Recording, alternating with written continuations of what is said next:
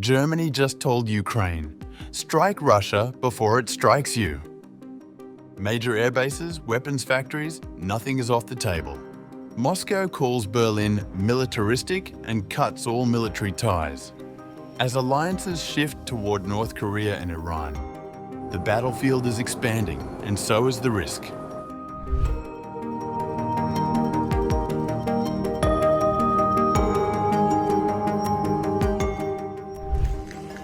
A senior German military official has urged Ukraine to consider striking Russian airbases and weapons manufacturing sites deep inside Russian territory as part of efforts to reduce pressure on the front lines. Major General Christian Freuding, who directs Germany's military support for Ukraine, made the remarks during a Bundeswehr podcast released on Saturday. Freuding suggested that Kyiv should use long-range assets not just for battlefield defense, but also to preemptively disrupt Russian military operations at their source.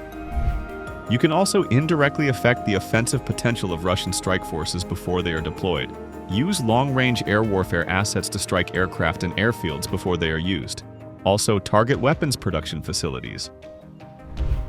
Freuding said that Ukraine could indirectly affect the offensive potential of Russian strike forces before they are deployed by targeting aircraft and airfields as well as arms production facilities.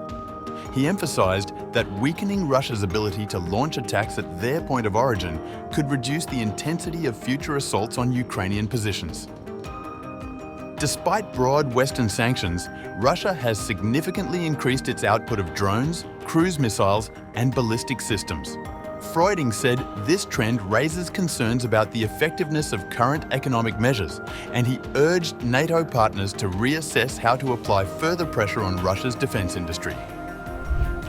We must reconsider whether our economic measures have been sufficient and where we can apply further pressure, particularly to limit Russian production capabilities.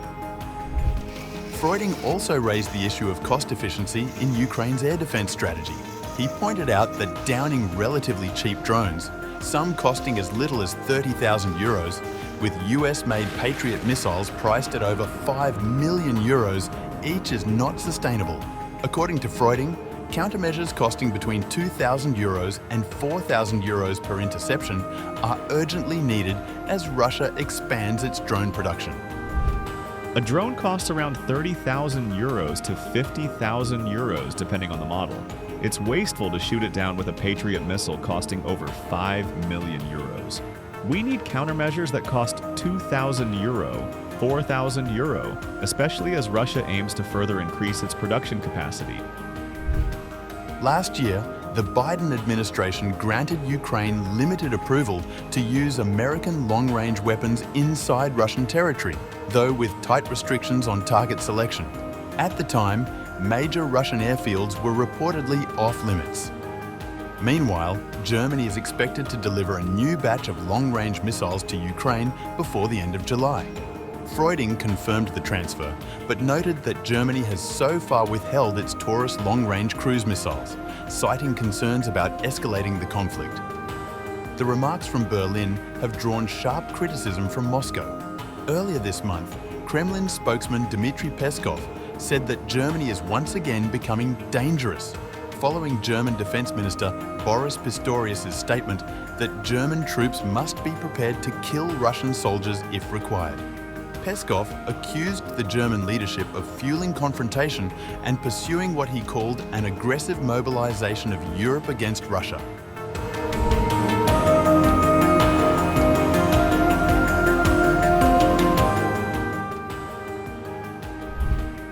Over Berlin's hostile stance, Russia has officially terminated a decades-old military technical cooperation agreement with Germany, citing what it describes as Berlin's increasingly hostile stance and growing support for Ukraine. The decision, signed by Russian Prime Minister Mikhail Mishustin on July 18th, instructs the Foreign Ministry to notify Germany of the withdrawal.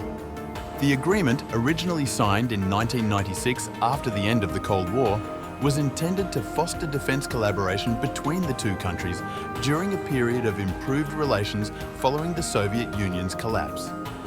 But Moscow now says the agreement no longer holds relevance. According to Russia's foreign ministry, the accord has lost its practical value in light of Germany's openly hostile policies and what it characterises as the militarisation of Berlin's foreign strategy. The ministry also cited Germany's deepening support for Ukraine as a key factor behind the decision. Under the current circumstances, the agreement has lost its meaning and practical significance due to the openly hostile policy of the German authorities and the increasingly aggressive militaristic ambitions of the German government. Germany has been a major backer of Ukraine since Russia launched its full-scale invasion in 2022, contributing financial aid, heavy weapons, and air defence systems. Berlin has also supported broader European Union sanctions aimed at weakening Russia's military and industrial base. Russia's break with Germany reflects a broader strategic realignment. In recent months, Moscow has intensified diplomatic and defence ties with countries such as North Korea, Iran, and China. On July 12th, Russian Foreign Minister Sergei Lavrov met North Korean leader Kim Jong-un in Wonsan. Kim reportedly pledged full support for Russia's war in Ukraine. Earlier, Lavrov met Iran's deputy foreign minister at a BRICS summit, where Russia reaffirmed its backing of Iran's nuclear program. Russian President Vladimir Putin, meanwhile, has warned that Moscow may respond to Western arms transfers to Ukraine by supplying advanced weapons to third countries capable of targeting Western interests. The German general's call for Ukraine to strike deep into Russia marks a major escalation in the conflict. By urging attacks on air bases and weapons factories, Berlin has redrawn the rules of engagement. Moscow's furious response and its pivot toward North Korea and Iran signals a deepening global divide. As alliances harden and battle lines blur, the war in Ukraine risks expanding into something far larger, far deadlier, and far harder to contain.